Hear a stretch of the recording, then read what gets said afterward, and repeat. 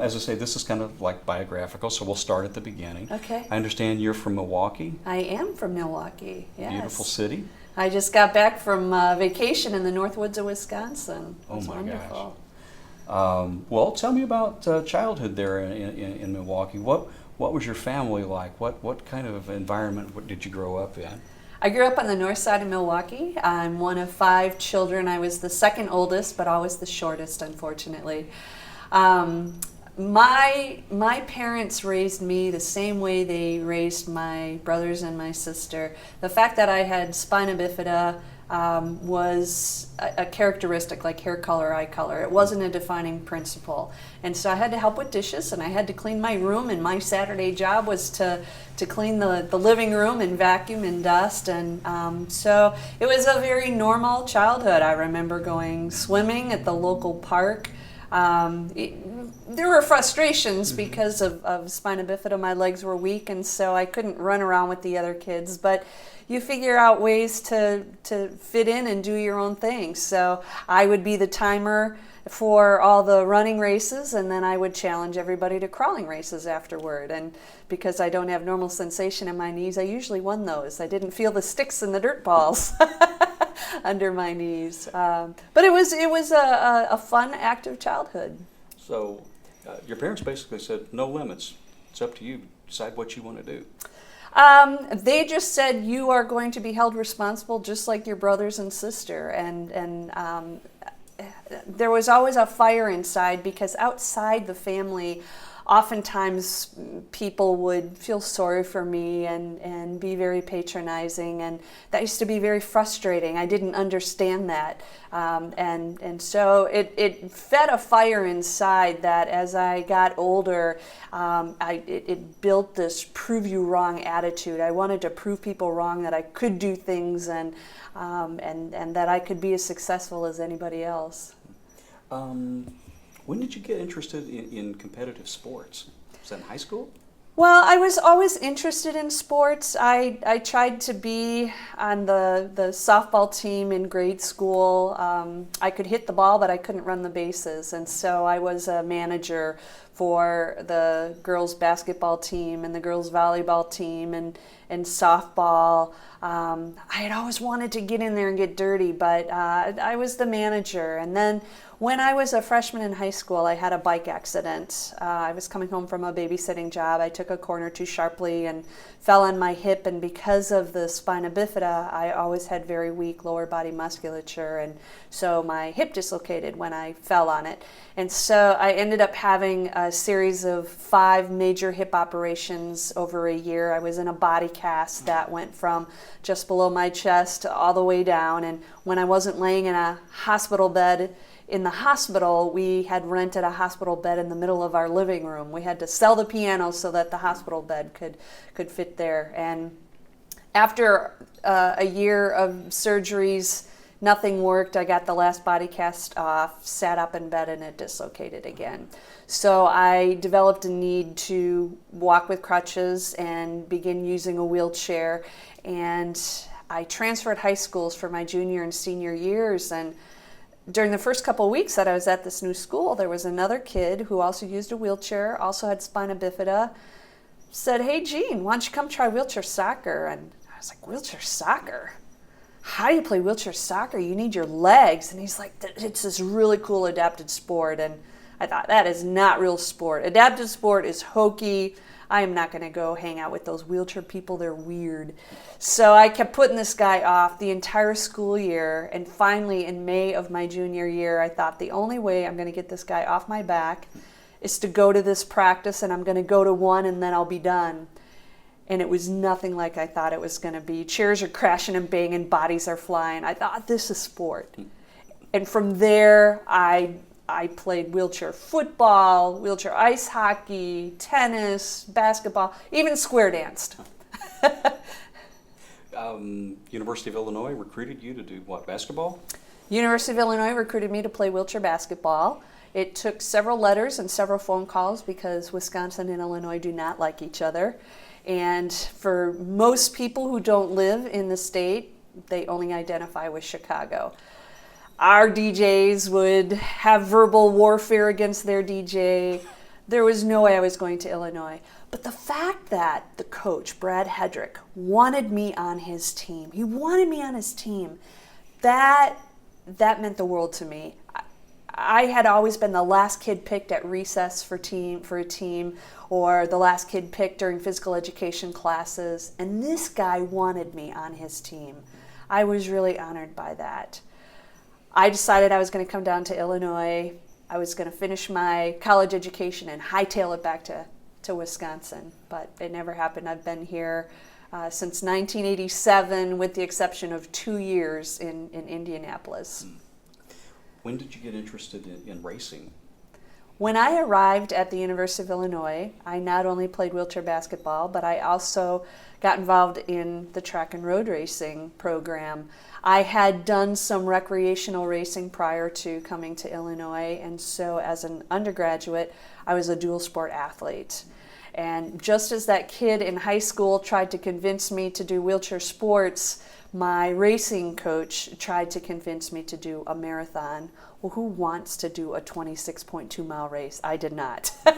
And it took my coach, Marty Morse, my racing coach, Marty, 2 years to talk me into doing this 26.2 mile race. The only reason I did it is because he wouldn't take no for an answer. And again, I thought I'd get him off my back. I'd do one marathon, I'd be finished and move forward in life. I love doing 10Ks, the 6.2 mile races. I even did a half marathon, several half marathons to try to appease him, but he would not let me off the hook. So I did my first Boston Marathon in Chicago, 1989, and ended up qualifying for Boston. Fought tooth and nail. I didn't want to go to Boston. I didn't want to do another marathon. The coach always wins. I went out to Boston in 1990 and ended up winning my first Boston. What was your time? 1:43.17. Wow. I broke the world record by almost 7 minutes. So, I didn't think I belonged in the race, but my coach saw something I didn't. what did you think when you'd done that? Like, wait a minute, this is different. I was amazed. I was shocked. I was on cloud 9, 10, 11, and 12 for 4 weeks afterward. I just was on this high that is hard to describe. How do you train for the Boston Marathon using a chair? You do a lot of miles, just like runners do. We were out on the roads 120 to 150 miles a week. We were doing track training, so interval training on the track, distance training. I had the benefit of being surrounded by not only female teammates but male teammates. In the sport of wheelchair track and road racing, we utilize drafting just like cyclists and car racers, and so if I was able to hang in the draft of the guys, I could get faster and faster. My coach also used to moto-pace us with his vehicle. So we would be on the roads, and this vehicle would provide an incredible draft, and he would keep the speeds going up, and you would push as hard as you could to try to stay with him. We also did a lot of weightlifting. We lifted 3 to 4 times a week, and I got stronger than I realized. It seemed to have happened suddenly, but certainly it was a process. So you won 8 Boston Marathons, 5 new course records, 5 world best times. My gosh. I've won Boston 8 times. I had the world best time on the Boston Marathon course for the women's wheelchair division from 1990 until 2011. It was broken in 2011 by 16 seconds. And certainly I've relived my races and thought about, well, where could I have picked up more time? That competitiveness never goes away. Well, describe the competition. There were some other tremendous athletes in reading up on your story. You had some really tough competition out there.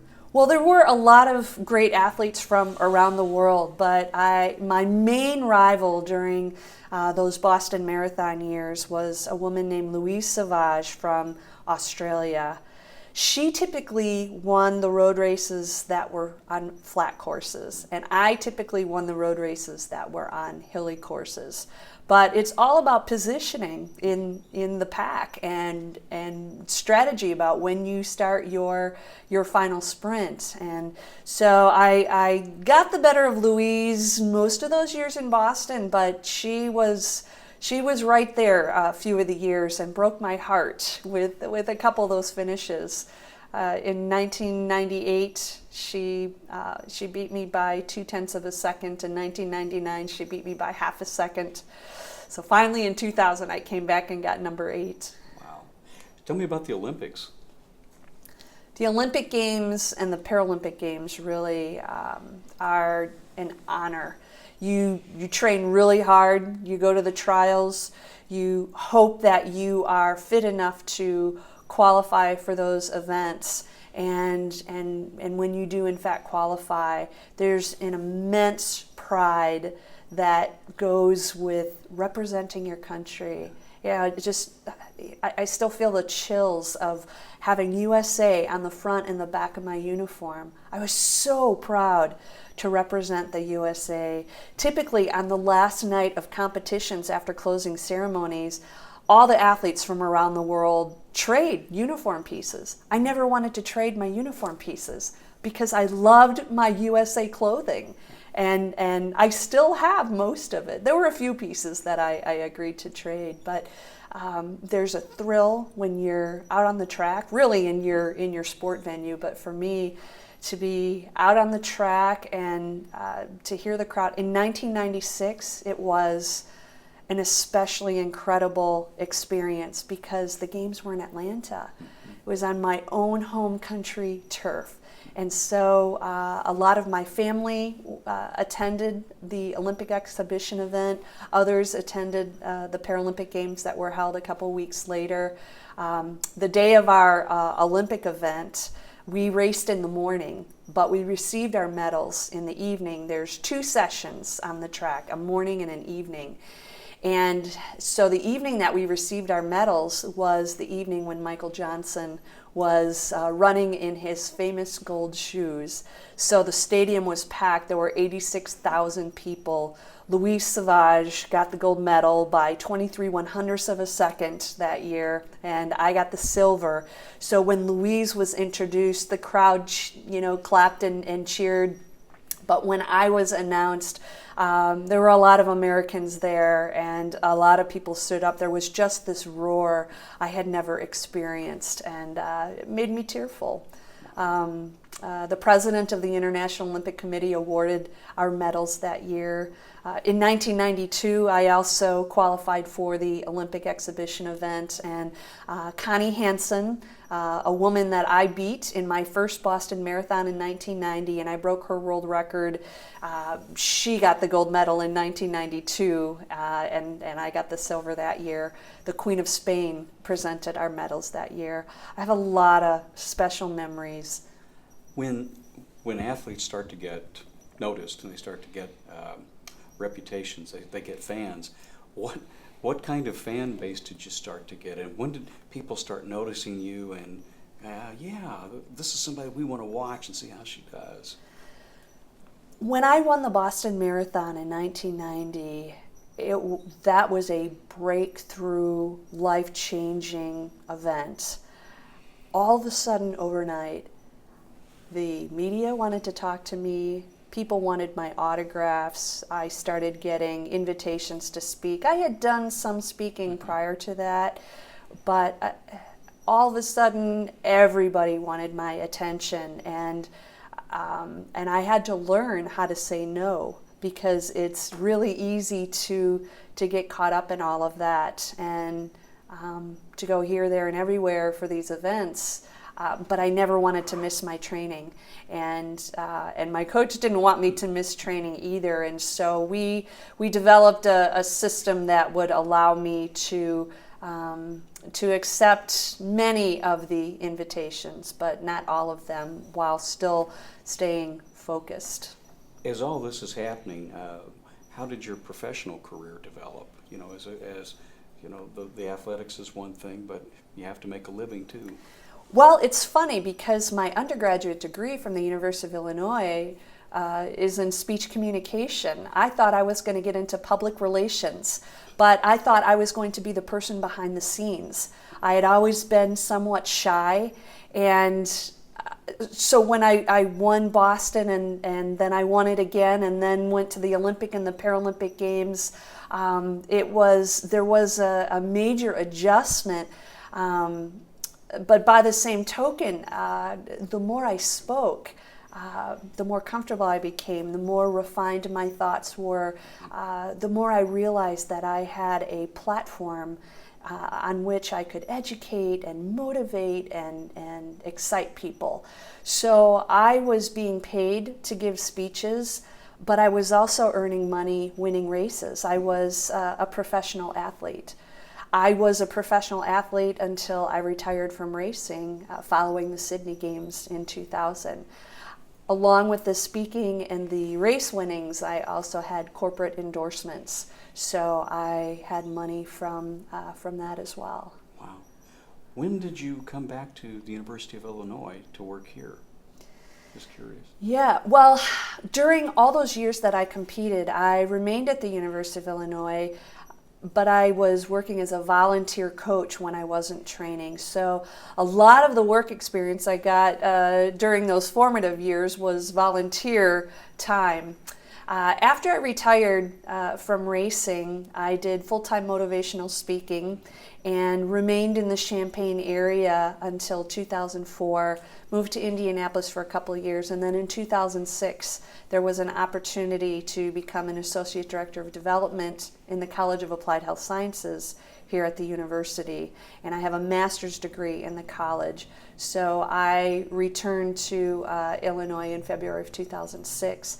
The other interesting part of the College of Applied Health Sciences is not only does it have academic units, but it also has a service unit, and that service unit oversees all of the programs and services for students with disabilities, both physical, sensory, and then also those with learning disabilities or other sorts of cognitive injuries. Well, you'd be a heck of a catch because you know so much about it and the public speaking skills and everything. It all came together. You know, you asked the question about how did my professional career develop.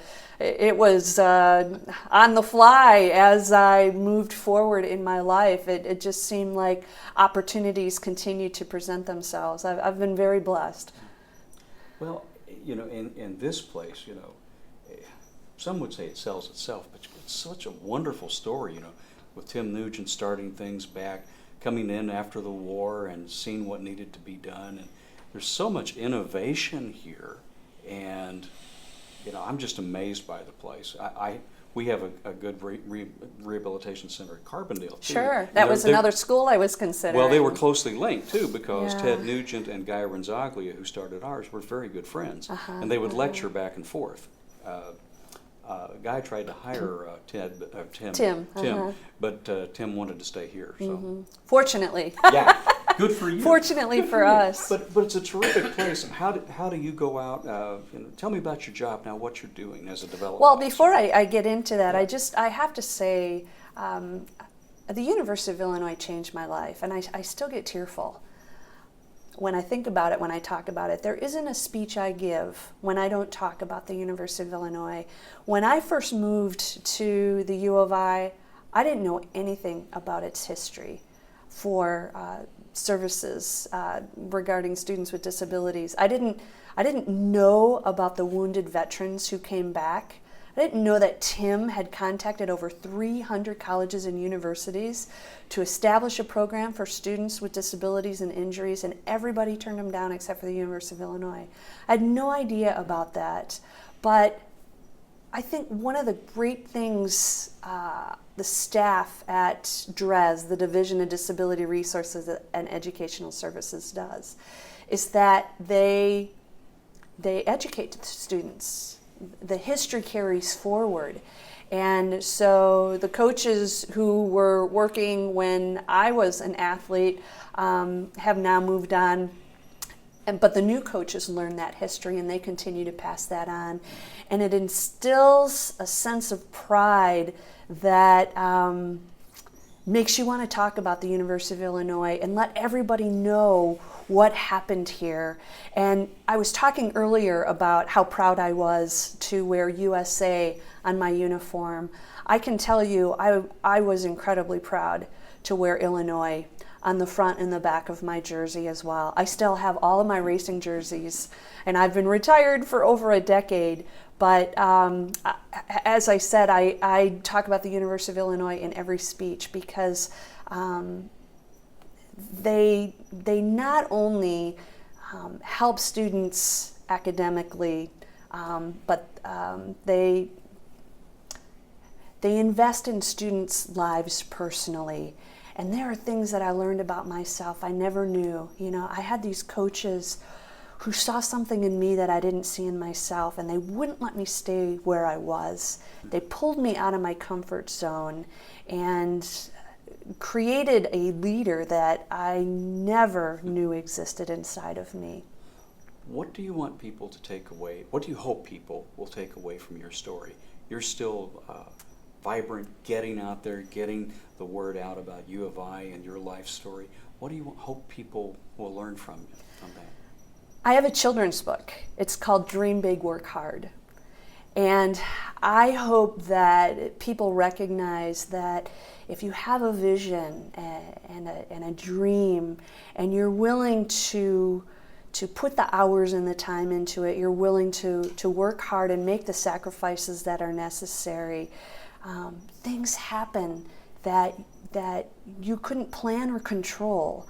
And as I said earlier, I think perspective on let me start over. That's fine. Yeah. A perspective that a person has about themselves is very important. And as I said earlier, I see my disability as a characteristic like hair color or eye color. It's not a defining principle.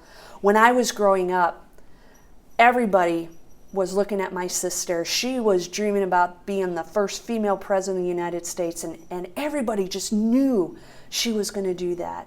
But nobody could help me dream.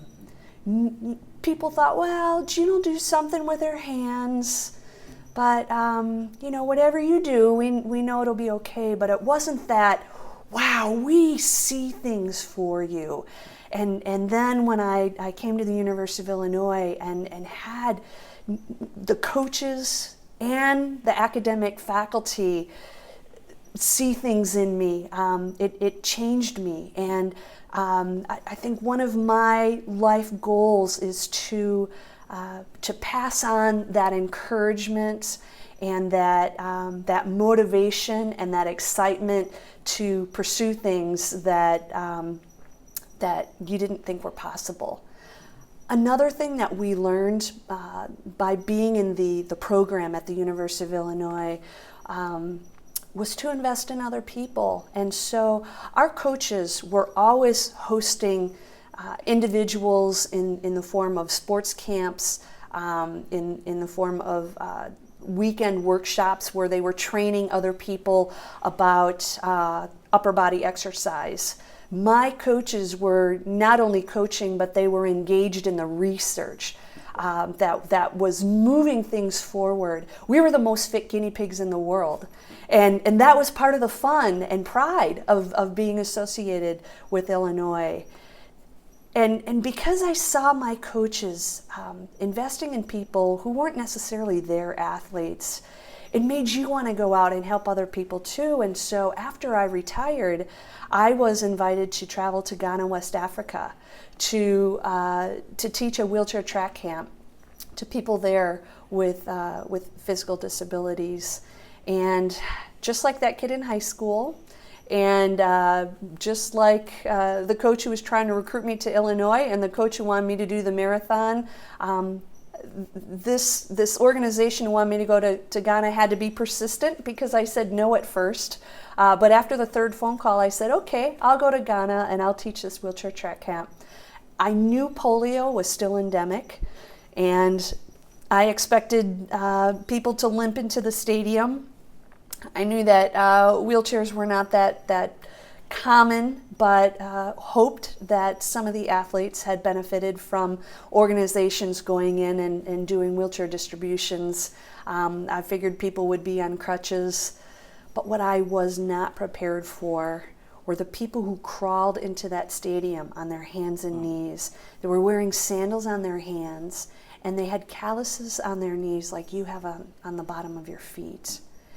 And I immediately thought back to when I was 15 and I got my first wheelchair. I was so angry about it.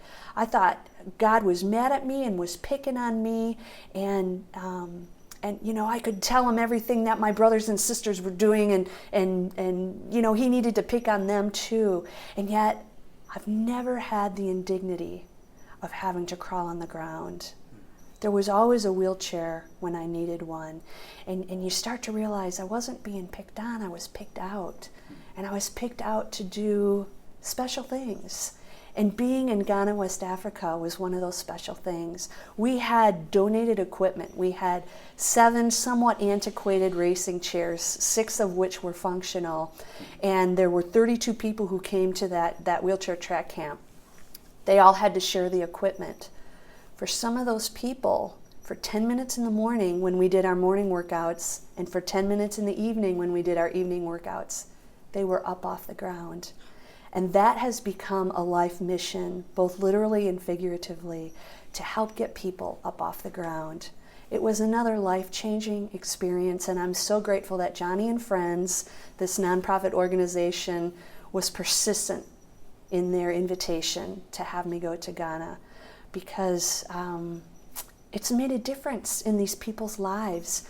I went back in 2002. I didn't have to get talked into it. In 2003, I worked with a number of Rotary clubs here in the Champaign, Urbana, Savoy area, and we raised enough money. We got a matching funds grant from Rotary International. $60,000 brought 8 of those wheelchair athletes and 2 of their coaches here to the U.S. We got them their very own custom-made everyday wheelchairs, their very own custom-made racing chairs. For some of them, it's the first wheelchair they ever owned. They received them at a Rotary luncheon. One of them went and sat in the wheelchair, and as soon as he sat down, he said, "I'm so happy I could laugh." It just brought tears to your eyes, because she thought, wow, this has really made a difference. Something that I did is making a difference. In 2004, it was an Olympic and Paralympic year. For the first time in history, Ghana sent 1 male and 1 female to the Paralympic Games.